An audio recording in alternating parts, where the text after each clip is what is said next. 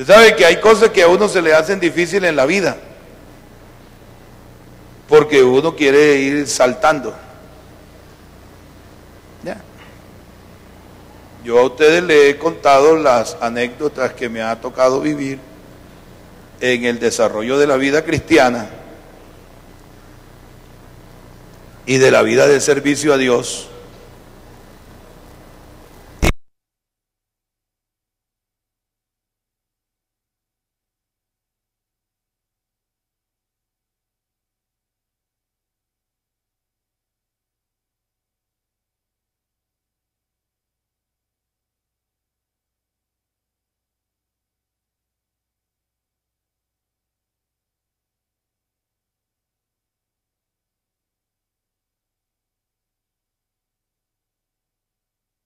En Apocalipsis es porque no ha estudiado la Biblia desde Génesis y no ha estudiado las profecías. No, es que yo quiero ya graduarme de Apocalipsis. Bien, entonces uno descubre que hay gente que quiere dar saltos. Nuestro Dios, que conoce nuestra naturaleza, el Dios nuestro nos conoce. ¿Cuántos creen que Dios nos conoce? Yo creo que Él nos conoce.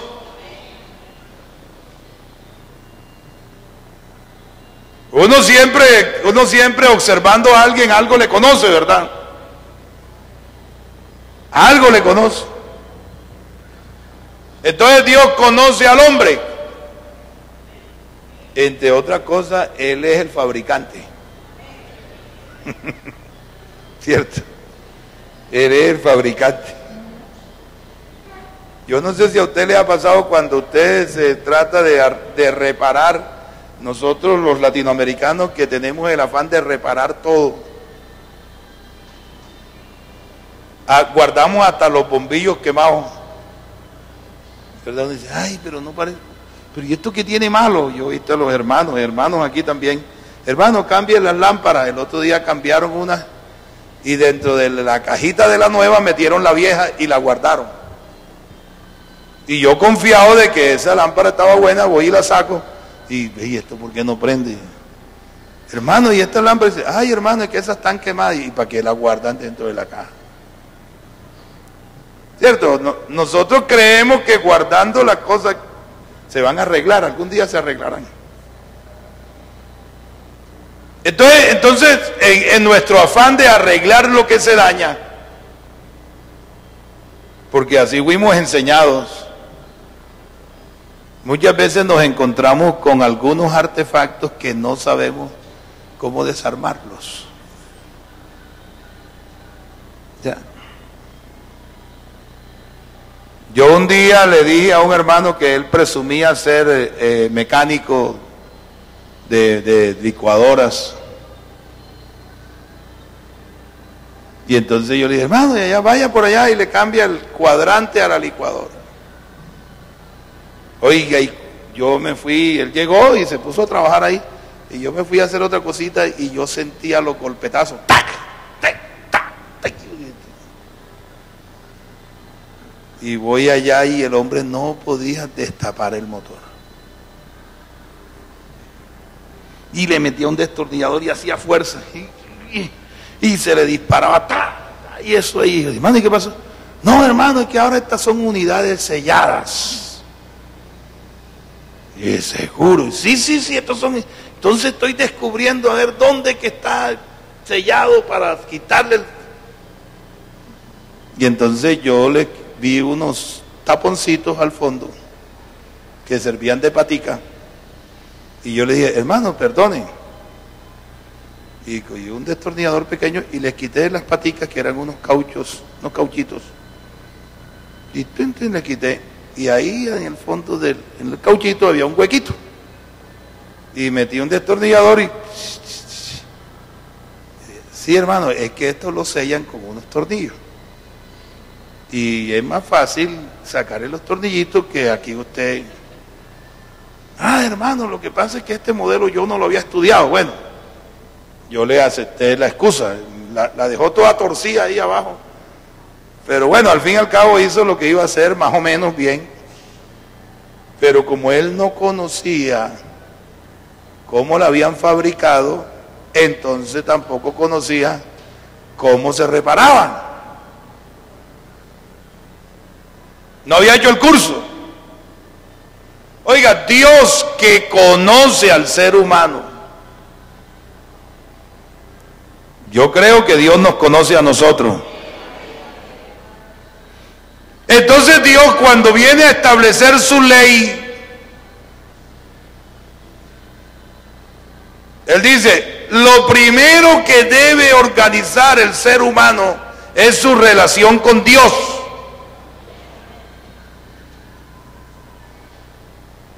Si organiza eso primero, le será fácil lo otro.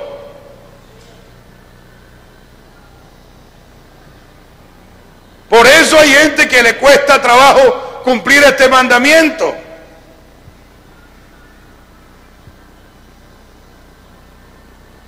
Porque ya este es un mandamiento que tiene que ver con la vida social. Pero el proceso nuestro en nuestra relación con Dios comienza en nuestra vida espiritual. Y por eso los mandamientos tienen un orden que van de lo espiritual. De lo espiritual pasa entonces ¿a qué? A la vida social, que como decíamos aquí, que tiene que ver con la pareja, que tiene que ver con la familia, que tiene que ver con la economía, que tiene que ver con las relaciones sociales, que tiene que ver con el modelo de trabajo, porque el Señor hasta en su ley nos enseña a trabajar. Y Él dijo claramente, mire, está autorizado por Dios que el hombre trabaje 6 días y el 7º día descanse. Todo el que ha tratado de modificar la ley de Dios se mete en problemas. Ya. Hay uno que entonces dice, no, yo más bien trabajo 1 y descanso 6. ¿Cierto? Bueno, tú sufrirás las consecuencias del modelo que tú diseñes. Hay otro que dice, no, pero es que el Señor dice que no cometerás adulterio. Pero ¿cómo no se va a adulterar, hermanos? Si es que miren las muchachas cómo son, cómo se visten. Mire, hermanos, la tentación. Mire, no. Tú vas a tener problemas porque no has organizado los primeros mandamientos. Los que tienen que ver con tu relación con Dios. Entonces los otros se te hacen difíciles. Ya. Se te hacen difíciles. Los que por la gracia de Dios y solo por su gracia algún día llegamos a la pisamos una universidad por alguna circunstancia, porque ganamos el examen, porque nos dio el cupo el político del momento, por algo que entramos a la universidad. Yo no voy aquí a calificar, pero entró. Ya.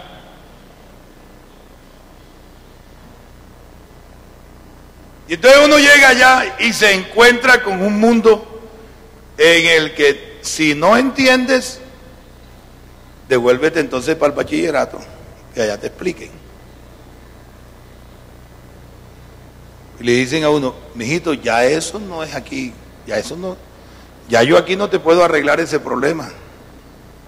Es que yo no sé multiplicar, pero es que aquí en la universidad no se enseña a multiplicar.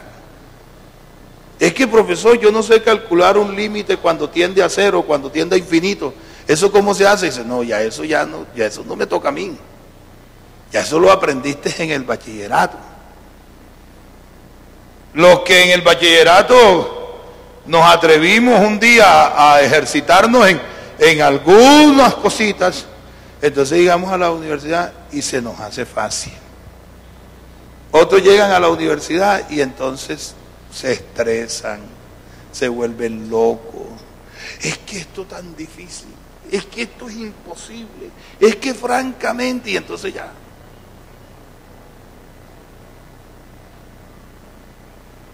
¿Dónde estuvo el problema? Es que te metiste a una universidad muy dura, le dicen algunos. ¿Ya? Así como cuando algunos, como decía yo esta mañana, cuando algunos que uno los corrige, en vez de aceptar la corrección, se relinchan así como los caballos herreros. ¿Dónde está el problema? En que no se han convertido todavía. Tienen que convertirse. Tienen que convertirse. El que está convertido lo corrigen y dice, gloria a Dios porque me están ayudando a crecer.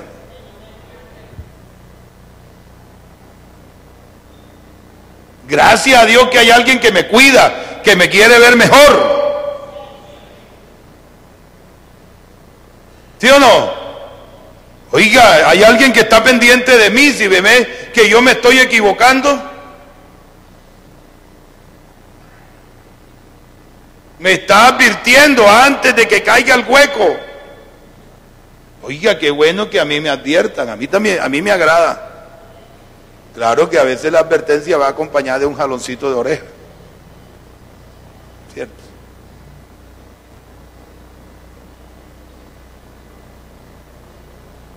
Entonces Dios establece un orden en sus mandamientos. Y llega un punto en el cual Dios, que sabe más de nosotros de metodología de la enseñanza, de procesos de enseñanza, porque Él no se equivoca, Él es el maestro de los maestros. ¿Sí o no? Él es el maestro.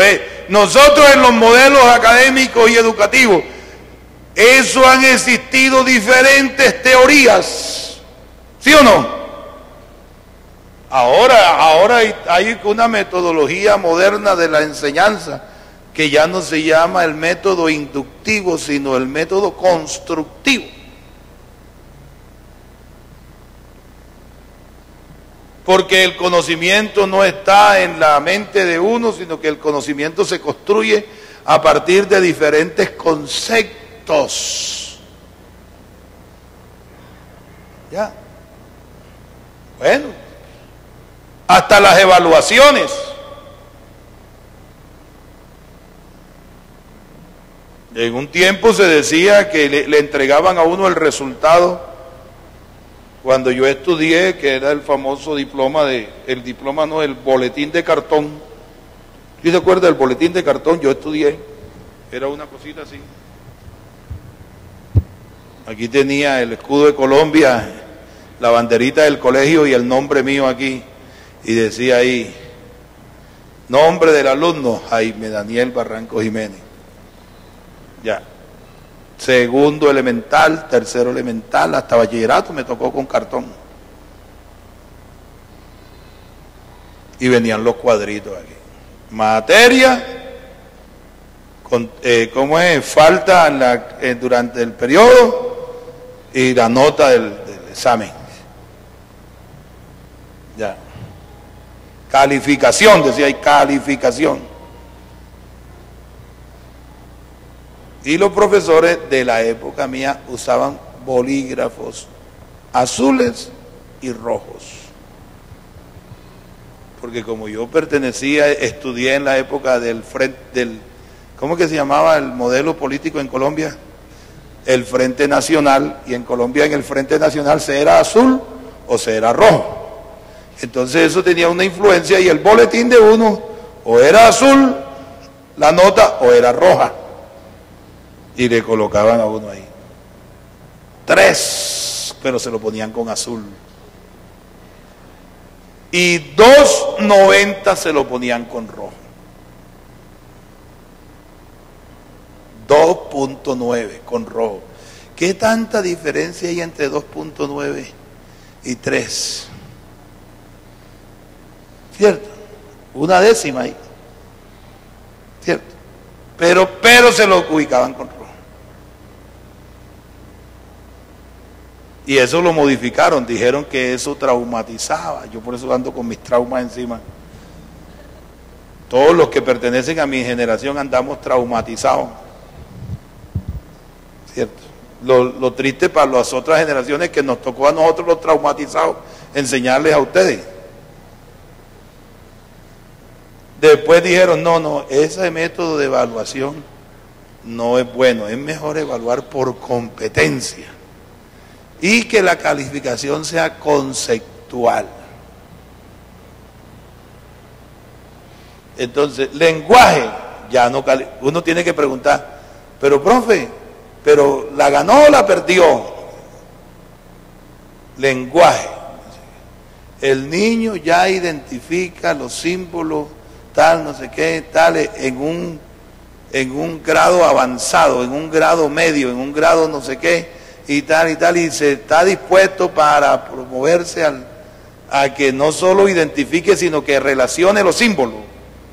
Y uno lee eso y uno dice, sí, está bien, lo guarda, y yo no entendí nada, pero eso es, ustedes que son los que saben, pues Dios no cambia. Dios en su metodología de enseñanza establece un orden y no lo ha cambiado hasta el día de hoy. Primero en la vida del hombre debe existir una buena relación con Dios. Yo lo creo así. Es decir, cuando a un hermano le cuesta trabajo esto, por mucho que yo le enseñe, por mucho que esté en la Biblia, ay hermano, es que yo no puedo controlar mi lengua. ¿Y por qué no la puede controlar? Ay, porque es que yo soy de tal familia. No. Tú no la puedes controlar es porque tú no has cumplido el primer mandamiento. Porque a mí tampoco me es fácil controlar la lengua. Pero como el Señor me dejó los mandamientos en orden, yo primero practico el primero. Y de segundo practico el segundo. Y de tercero practico el tercero. Gloria al Señor.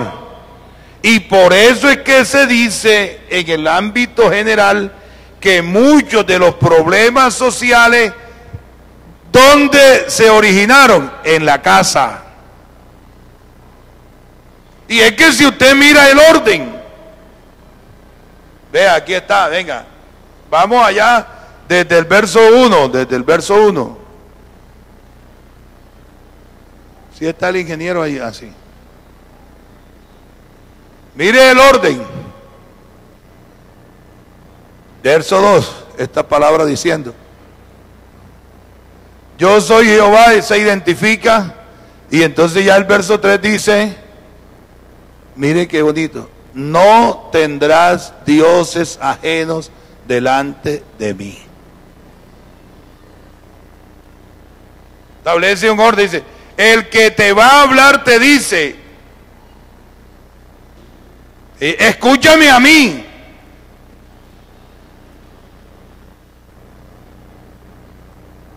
Ya. ¿Usted sabe por qué a la gente le cuesta trabajo aprender? Porque la gente no se centra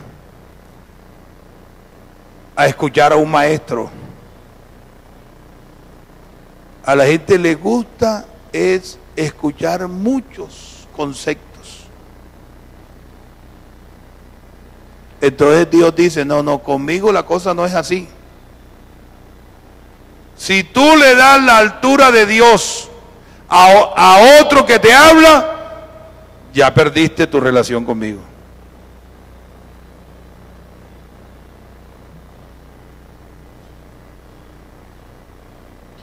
Es decir, cuando el Señor ya nos dice en el ámbito social, en el ámbito familiar, Él nos dice lo que debemos hacer, lo que tenemos que tener bien claro es quién es el que nos lo dice.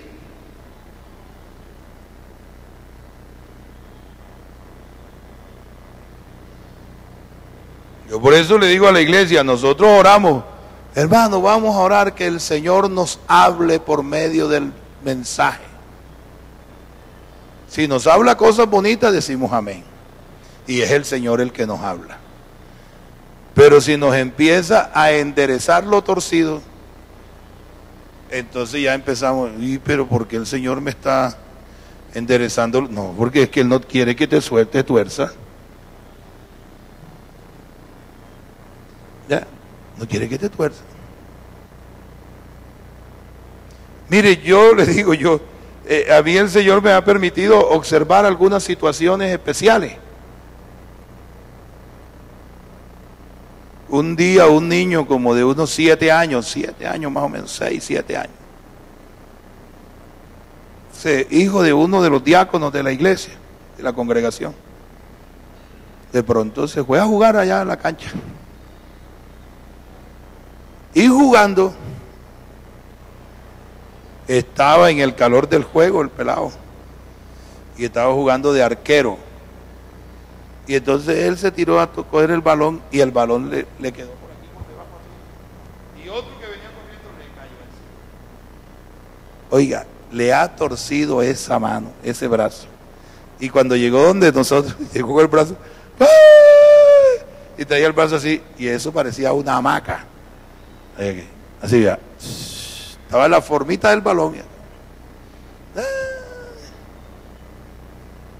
Y el pelado llorando, papi, mira, y venía llorando, pero entonces con el papá dijo, bueno, pero siquiera, pero tapaste el gol. Sí, no me hicieron el gol. Y, no, tranquilo. Y al muchacho de pronto se le quitó el dolor. Y ya estaba hablando con nosotros con el brazo así. Entonces yo le dije al hermano, no, tranquilo, llévelo, hermano. Vaya, yo hasta le presté la camioneta. Vaya, llévelo. Él salió con su hijo para el hospital allá. Y el pelado llegó y tenía el brazo así. Ya había pasado un rato, ya no lloraba. Ya él no lloraba y el médico le preguntó, ¿te duele? Y yo, no me duele. Y entonces el médico le dijo, oiga, eso es lo normal, que no le duela, ya él se acostumbró a tener su bracito así. Pero para enderezarlo le va a doler.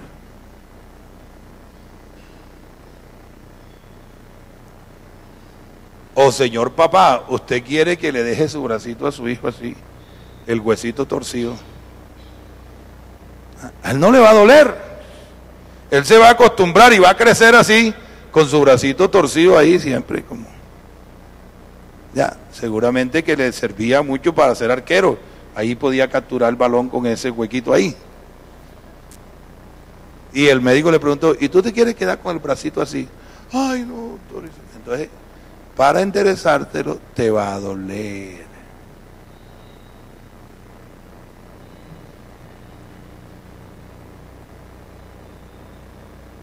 Hay cosas que nosotros acogimos para nuestra vida que son dañinas y no nos duelen. Pero el Señor nos dice, pero para enderezarte, ahora te va a doler. Bueno, al muchacho le pusieron su prensa ahí y le fueron enderezando y chillaba, y aunque le pusieran calmante chillaba, y después le pusieron su yeso y llegó llorando, lloró su buen rato, pero hoy es pianista, sirve a Dios, no tiene ningún brazo torcido.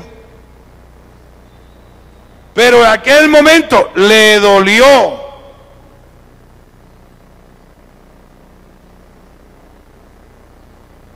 Los mandamientos que tienen que ver con la vida familiar, con la vida de pareja, con la vida social, con la vida económica, duelen.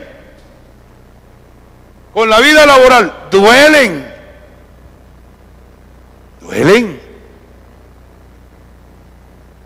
Porque nosotros fuimos sometidos sin darnos cuenta a una ley que no era divina.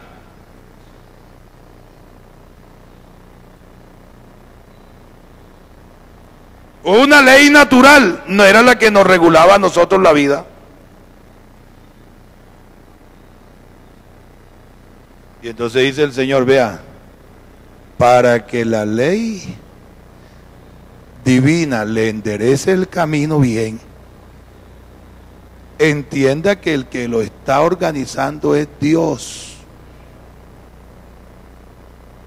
¿Cierto? Entienda que el que lo quiere mejorar es su creador. Dele gloria a Dios. Si tiene eso bien claro, lo va a aceptar. Oiga, verdad, me tocó mejorar. Entonces, empieza él indicándonos que debemos tener claridad acerca de quién es el que nos habla. Es decir, no ubique a ningún intermediario, no ubique ninguna interferencia, no ubique a ningún obstáculo, no pongas nada delante de mí. Tú tienes derecho a relacionarte conmigo. Me quiero relacionar contigo de manera personal. Gloria a Dios. Así que no pongas delante de mí ningún otro.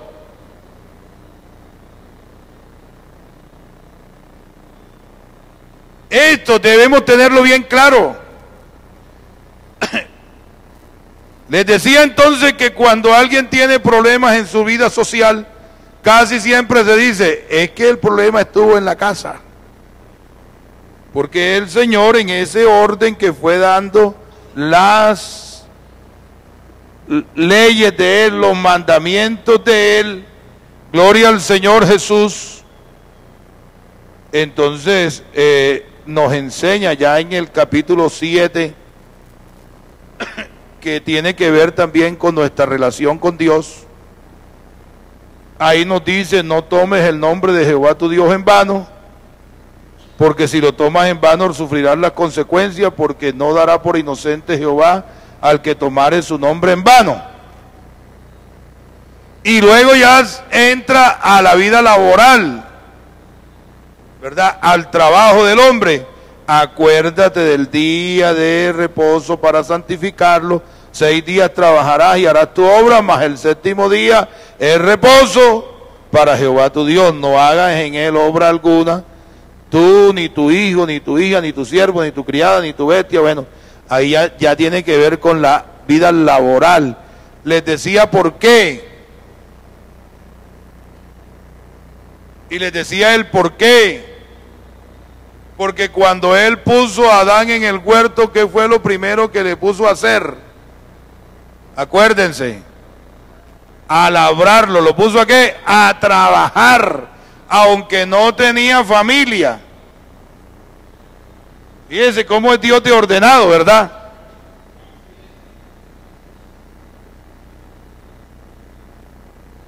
Y luego de dar las instrucciones respecto a la actividad laboral, entonces Dios le habla acerca de la relación familiar. ¿Ah? Honra a tu padre y a tu madre. ¿Para qué? Tus días se alarguen en la tierra, si empieza lo que es el ambiente familiar. Mire, las personas que han honrado a sus padres y a sus madres, habiendo seguido el orden de Dios, son personas que les va a ser difícil matar. Y entonces dice, claro, si honras a tu padre y a tu madre, descubrirás el valor de la vida, que tu vida es valiosa. Y entonces te aconsejo, no matarás. ¿Para quién es fácil no matar? Hombre, para aquel que sabe cuánto vale la vida. ¿Qué significa la vida? ¿Ya? ¿Y por qué lo sabe? Porque ha honrado a papá y a mamá. Y también le dice, no cometerás adulterio. Hablando de la relación de pareja. ¿Para quién es fácil no cometer adulterio? Para aquel que acepta que Dios establece un orden para la vida, para aquel que acepta que Dios establece un orden para el trabajo, para aquel que acepta que Dios establece un orden para la familia, para aquel que acepta que Dios establece un orden para las relaciones pacíficas entre los demás. Entonces dice, no, pero si Dios quiere es ordenar todo. Y en el orden de Dios dice, no cometerás adulterio.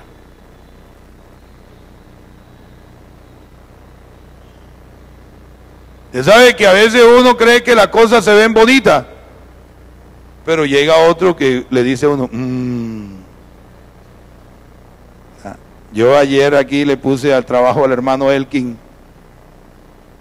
y al hermano Diógenes, y dije, alísteme esto, hermano, y tal, y me suben eso, y aquí lo subieron, obedientes ellos. Y llegó mi esposa aquí y me dice, mijo, ¿a ti quién te dijo que eso se ve bonito ahí? Y yo había puesto el escritorio ahí. Yo, no, mija, pero es que... Y entonces buscó el concepto femenino. Y por allí hermana, ¿usted qué opina? ¿Cómo se ve eso? Ay, hermana, es que eso rechina ahí. Y yo dije, ya no tengo quien me defienda, pero busqué quien me defendiera. Y no apareció ni el chapulín. Y ahora, ¿quién podrá defenderme? Nadie me defendió, todos me dieron, uy, sí, se ve feo, hermano, se ve feo, se ve feo, se ve feo. ¿Usted cree que yo voy a ser tonto de dejarlo ahí? Entonces Dios nos dice a nosotros, mire, una vida de pareja donde hay adulterio se ve fea.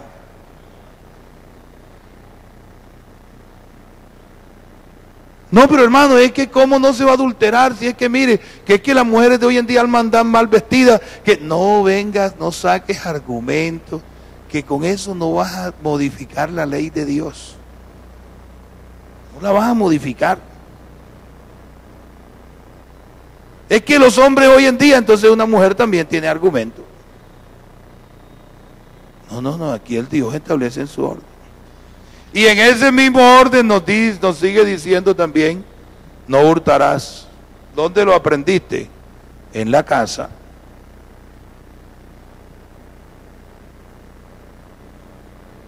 La primera tentación de hurtar, ¿dónde la vivimos?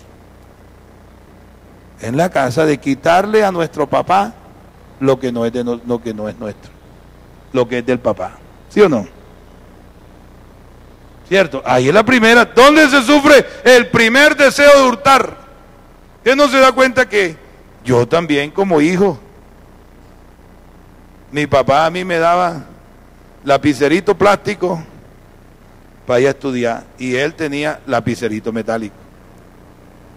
Y yo decía, y me provocaba robárselo. Me provocaba.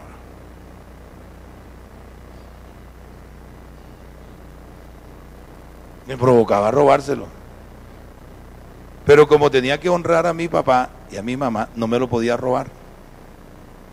Porque si me lo robaba ya lo deshonraba. Y entonces yo a veces empezaba a negociar, papi, pero regálame uno. Papi. Ya. Averígüese con todos los ladrones dónde empezaron a robar. ¿Dónde empezaron a robar los ladrones? Así que usted haya conocido, ¿alguno conoce un ladrón? ¿Alguien conoce? No, yo no estoy diciendo que sea amigo íntimo, pero de pronto conoce a un ladrón, que usted lo haya enfrentado y dice, oye, ven acá, pero tú ¿por qué robas? Y ha conversado con un ladrón. ¿Y qué le dice el ladrón? ¿Dónde comenzó a hurtar? ¿Dónde? En la casa. Iba a la nevera y se robaba las salchichitas del otro. Se comía la comida ajena. Veía algo mal puesto, se lo aseguraba y lo iba para la calle a venderlo.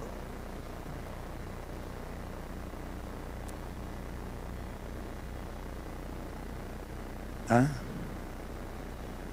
Y los falsos testimonios, ¿dónde empezaron a nacer? ¿Dónde? En la casa.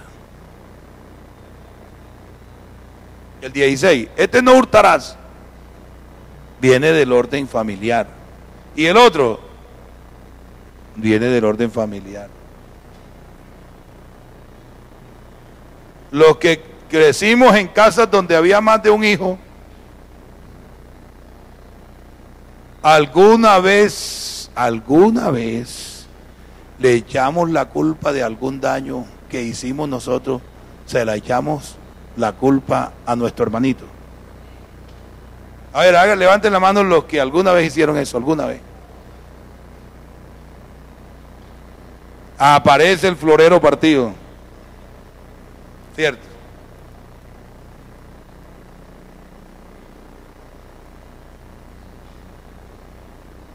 Y entonces, ¿qué hicimos? Un falso testimonio.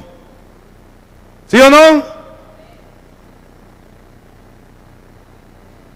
Oiga, y como nos hubiese ido bien en el primero, nos convertimos en expertos de falso testimonio. Y entonces vamos a la calle, llegamos a la congregación con la mala maña de la casa.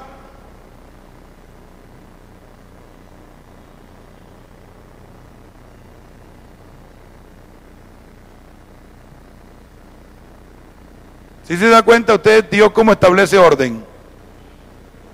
¿Sí se da cuenta usted cómo Dios establece orden? Por eso es que mire el orden de Dios, mire el orden. Mire el orden, hermano. Entonces, cada vez que levantamos un falso testimonio contra nuestro hermanito en la casa, estamos deshonrando a nuestros padres, porque le estamos diciendo a nuestros padres tonto. ¿Usted alguna vez le dijo tonto a su papá? Ay, yo no se lo dije, pero no se lo dijo con palabras, pero sí se lo dijo con hechos. No, yo no me robé eso. Y como tu papá te creyó, entonces le estás deshonrando a tu papá porque le estás diciendo tonto a tu papá. Porque yo di el falso testimonio y mi papá me creyó. Y yo sé que no, yo no cometí ningún pecado, lo engañé, le dije tonto. Y entonces, ay, no, pero yo a mi papá nunca le he dicho tonto, yo nunca lo he deshonrado. Yo le he dicho mentiras, yo le he robado cosas, pero yo no lo he deshonrado. Yo lo quiero mucho. Y entonces por eso es que usted escucha el comentario, que muchos de estos problemas sociales, de estos problemas de convivencia que tienen que ver con el falso testimonio, ¿en dónde nacieron? En la casa. Y como tuve éxito robándole a mi papá, como tuve éxito construyendo falso testimonio contra mi hermanito en la casa, yo creo que ya yo sé, tengo cómo engañar a los demás. Le robo al uno y no pasa nada, y le digo falso testimonio contra el otro y no pasa nada. Pero resulta que en la calle me encuentro con unos que no son como mi papá y mi mamá, que me descubren el hurto y me descubren el falso testimonio. Y entonces no sé qué hacer.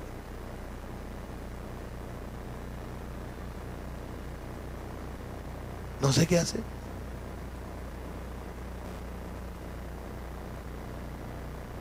Y prefiero, en vez de reconocer mi falta, prefiero generar una guerra. Ya. Porque no estaba acostumbrado a que me descubrieran. ¿Qué hace un ladrón cuando lo descubren? Y como tenga un arma, él que dice, ay, qué pena, me cogieron, yo perdonen, señores agentes. No, ¿él qué trata de hacer? Eliminar al policía que lo viene a capturar. ¿Cierto? Él trata de eliminarlo, él trata de evitar que lo descubran. Trata de evitar. El hermano que levanta falso testimonio contra otro y lo descubrieron, dice, no, tengo que eliminar al otro. Porque nosotros fuimos criados, escúcheme bien, nosotros fuimos criados en una visión de que el problema está afuera, el problema no está en mí. ¿Y no se da cuenta de eso? ¿Ah? Cuando yo estaba pequeño le tenía miedo a la oscuridad. Y decía a mi mamá, y que, ay, es que todo malo es miedoso. Vaya y traiga la toalla del patio. En la noche, yo no voy. Vaya, amigo, vaya, ya no hay nadie, ya no pasa nada en la oscuridad. En la época mía, que no había tanta iluminación nocturna, nada más la de la luna, y como estuviera la luna tapada, esa oscuridad del patio, y todo, y para rematar, todos los patios de donde yo crecí tenían árboles, y entonces hacían sombras en el patio. Y eso la sombra del patio, eso en la época mía, los que lo vivimos lo disfrutamos, los que no lo vivieron, de mala para ustedes. ¿Cierto? Yo iba allá a la hermana Irene. A ver, hermana, usted también le da miedo a la oscuridad del patio. Pero el problema no estaba en la oscuridad. ¿A dónde tenía uno el miedo? Adentro. El miedo está ahí adentro.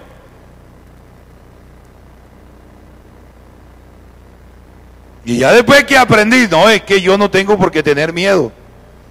Tengo que vencer el miedo que tengo yo adentro.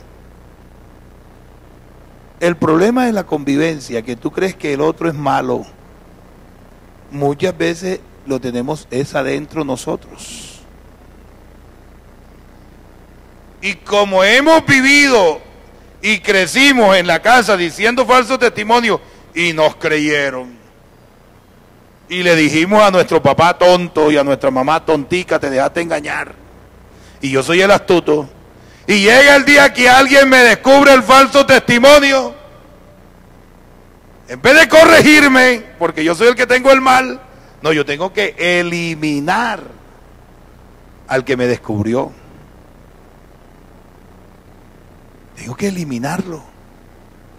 ¿Y cómo lo elimino? Pues entonces yo le levanto un falso testimonio peor. Entonces yo lo ataco. Entonces yo lo agredo.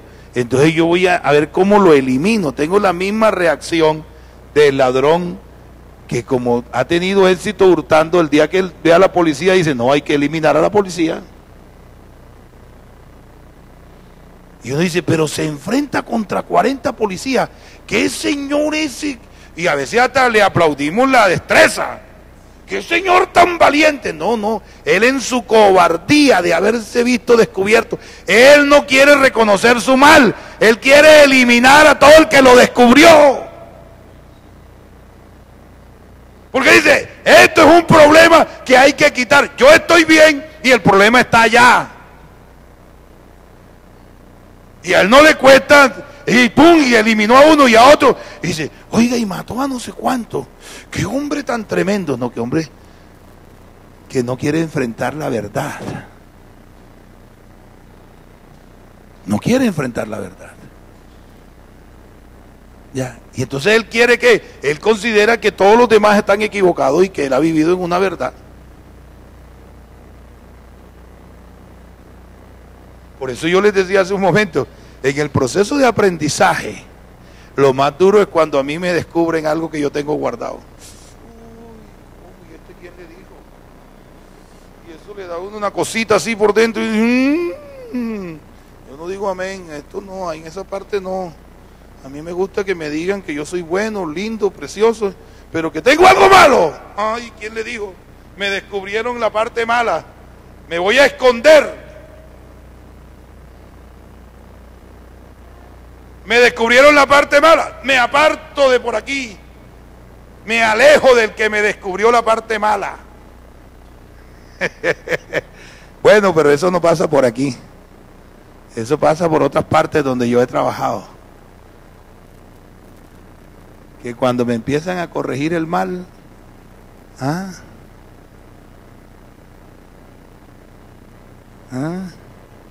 mire, yo aquí tengo un brazo que me sirvió de algo lo que sufrí en este brazo. Aquí en este brazo. Yo aquí tengo un músculo partido. Y un día en esos juegos, en la época que yo estudié, no había bullying. No había bullying, pero habían juegos así muy... Bueno, no se decía en inglés bullying, se decía pelea de colegio. Yo no sé bullying qué significa. Bueno, cosas modernas. Entonces nosotros teníamos juegos, como decíamos, en el segundo piso del colegio, porque en el segundo piso del colegio donde yo estudié, estudiábamos los varones y en el primer piso las niñas. Y hay de que alguien del segundo piso se quejara porque enseguida todos le decíamos, pues vete para el primero. Allá, así, al estilo barranquillero. Ay, niña, allá abajo te está esperando el cuarto A. Vete para allá. Octavo A está abajo. Aquí arriba estamos los baños. Bueno, cosas. Y entonces nuestros juegos eran ordinarios en extremo. Y un día se le dio a uno por llevar un jueguito que se llamaba el jueguito del pinchazo. Consistía en tomar un alfiler de esos largos de modistería que tienen la cabecita gordita de colores, esos que vienen en una cosita así. Entonces alguien dijo que bueno, en este mes vamos a jugar el jueguito del pinchazo. Hay que andar pendiente para que no lo pinchen a uno. Y todo el día uno tenía que andar así. Y alguien se distraía y de pronto le pinchaban por aquí. Sí, pero se lo enterraban hasta allá, hasta que tocara el hueso. Sí, exacto, sí era. Y después se lo sacaban y pinchaban a otro. En esa época no existía el SIDA ni nada de esas cosas. Y entonces a mí alguien me enterró el pinchazo. Y ya eso había probado como 4 hombros. Y bueno, ya yo fui como el quinto. Y cuando me chuzó a mí, yo también me lo saqué y a otro le puse ese coso. Pero a mí me pasó que debía tener las defensas bajitas, se me infectó. Y se me creció eso. Y entonces yo en la casa me ponía pañitos de agua. Yo no decía que había pasado. Yo no decía que había pasado porque si en la casa yo llegaba golpeado, me golpeaban en la casa. Si llegaba maltratado, me maltrataba mi papá. Porque fue tonto y se dejó chuzar. Ya, entonces yo no podía decir qué pasó. Entonces era el bullying de la casa. Que ese era peor. Ya, entonces no, yo no sé qué me pasó, yo no sé. Y me ponían pañitos de agua tibia y pañitas. Pero ya eso fue cambiando de color. Y llegó un día en que me llevaron al hospital y la doctora preguntó, dice, ¿y qué le han puesto? Dice, pañitos de agua tibia. Y yo me acuerdo de una crema que me echaban y que neumotocine, una cosa negra que la echaban ahí caliente así. Y entonces dijo la doctora, dice, no señor, este muchacho ya tiene este músculo. El tejido se necrotizó, me acuerdo de las palabras, fíjese, yo tengo buena memoria. Y entonces yo le dije, doctora, ¿y eso qué significa? Dice, quiere decir que se le pudrió el brazo y hay que sacarle la pudrición. Esto no sale con pañito de agua tibia. Y esto le informo, jovencito, que para este procedimiento no hay anestesia. Y me han amarrado el brazo allá. Así me lo amarraron y me agarraron 2 acá con una toalla. Y esa señora viene con el bisturí. Y empezó eso a botar materia. No se preocupe, que eso no es nada. Tomó una pinza rara, extraña que usan en enfermería y le puso una gasa y dijo, ahora hay que lavarle esto por dentro. Y me dice, y señor, le informo que el hueso está infectado y hay que raspar el hueso. Y digo, y eso sin misericordia, sin anestesia. Y yo, yo me acordaba del que me dio el pinchazo ahí. Y decía, ay, quería tenerlo en ese momento ahí, pero no. Oiga, y al fin me empezaron, y después me dijo, y me hace el favor y usted ahora le vamos a meter mechas dentro de este coso, con unas cremas amarillas, yo no sé. Y dejaban la mechita afuera y al día siguiente vaya que le saquen la mecha. Le laven nuevamente y le pongan otra mecha. Y así fueron como, no fue mucho, eso fue como un mes. ¿Cierto? Un mes en la vida mía tampoco es que sea mucho. Yo he vivido 50 y pico años, entonces un mes no es ni un día por año. Lo que pasa es que uno, claro, uno dice, ay, un mes, no, pero ya. Me corrigieron la falla. Quedó la cicatriz ahí. Hay muchos que no quieren que le corrijan la falla y prefieren andar con lo descompuesto por dentro y el Señor se los quiere sacar. Y a veces no hay tiempo de ponerle anestesia. Y a veces el Señor le dice al pastor, es tiempo de sacar el mal sin anestesia. Y entonces el pastor comienza a hacer la corrección. Y claro, muchos ponen la cara así como ustedes la pusieron ahora. Ay, pero ¿por qué hacen eso sin anestesia? Ay, hermano, usted debería encontrar otras palabritas más dulces. ¿Cierto? Gracias por el consejo. Pero es que hay momentos en que no hay tiempo de poner anestesia. Y el Señor dice ahí, no hablarás contra tu prójimo falso testimonio. Porque el problema lo llevas adentro. El problema no es tu prójimo. El problema lo tienes tú. Saca de tu vida esa costumbre. Pero hermano, es que no es fácil. Tranquilo que sacar un tumor no es fácil. Y sin anestesia tampoco es fácil. Pero es lo único que te va a evitar a ti que el problema crezca dentro de ti. Si no lo sacas, siempre vas a tener problemas. Oiga, y si a mí no me sacan esa pudrición que tenía en este brazo, ¿hasta dónde hubiera llegado? Me moría.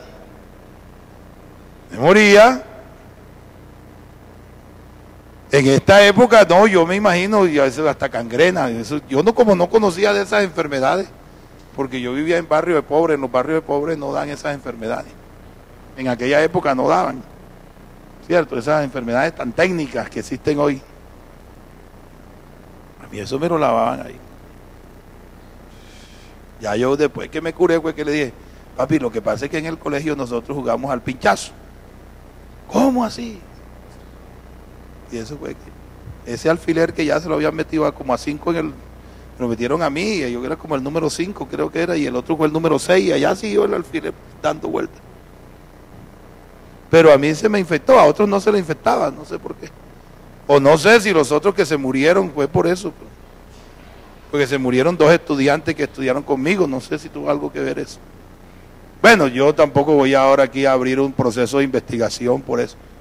Si esto me estuviera escuchando los de CSI, ya estuvieran tomando testimonio para entrevistarme. Eso pasó hace más de casi 40 años. Así que ya eso no tiene registro histórico. Lo que quiero decirle es, hermano, cuando el Señor nos enseña esto, nos está diciendo, mire, empiece a corregir el mal que usted lleva por dentro. Que si tuvo éxito en su casa, eso estuvo malo. Aunque haya tenido éxito, estaba malo. Empieza a corregirlo. ¿Por qué? Porque te vas a relacionar con personas a las cuales les puedes hacer daño y puedes afectar la vida social de la comunidad donde tú estés desarrollando tu vida, sea en un vecindario, sea en una empresa, sea en una universidad, sea en un colegio, o sea en una congregación o en una familia. Saca el mal y deja que otros te ayuden a sacarlo, y verás cómo se disfruta la vida cuando uno tiene sano su corazón y tiene sana su conciencia. Vamos a estar en pie y demos gracias. Padre nuestro, te adoramos. Señor, bendecimos tu nombre en esta hora. Te pedimos que nos permitas, oh Dios de la gloria, reconocer en nuestra vida que ciertamente tú nos quieres dar una mejor forma de vida, Señor, para nuestra relación con los demás. Ayúdanos a tener claridad respecto a esto, Padre amado. Y permítenos, oh Dios, disfrutar de estos momentos de armonía en los cuales hemos sacado dentro de nosotros todas aquellas cosas que afectan nuestra vida. En el nombre de Jesús lo pedimos, Señor. Gracias, Padre amado. Amén.